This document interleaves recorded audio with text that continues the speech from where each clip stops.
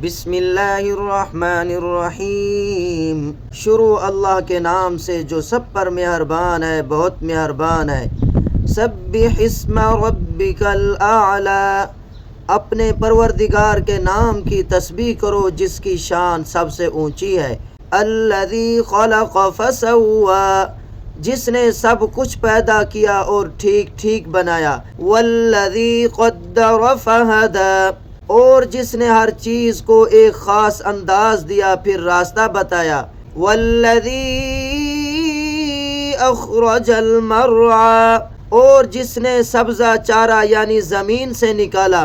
فجعلہ غثاء احوا، پھر اسے کالے رنگ کا کوڑا بنا دیا۔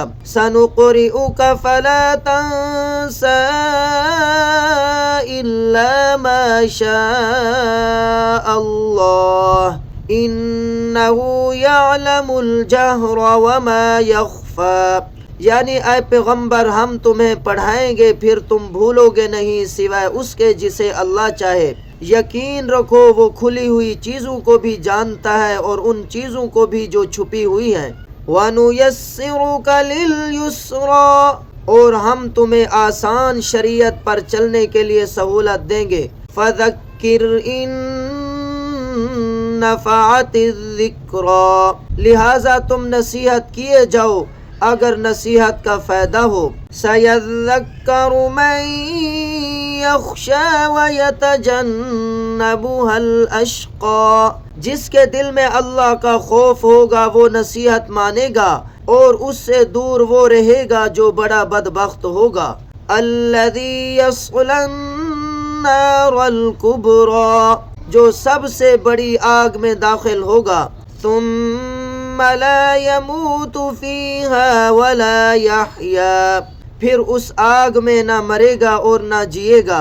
قد افلح من تزکا وذکر اسم ربہ فصلی، فلاح اس نے پائی ہے جس نے پاکیزگی اختیار کی اور اپنے پروردگار کا نام لیا اور نماز پڑھی۔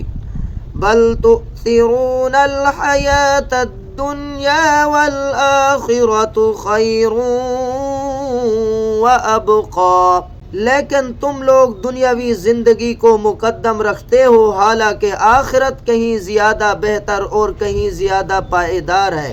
ان ھذا لفی الصحف الاولی صحف ابراہیم وموسیٰ، یہ بات یقیناً پچھلے یعنی آسمانی صحیفوں میں بھی درج ہے، ابراہیم اور موسیٰ کے صحیفوں میں۔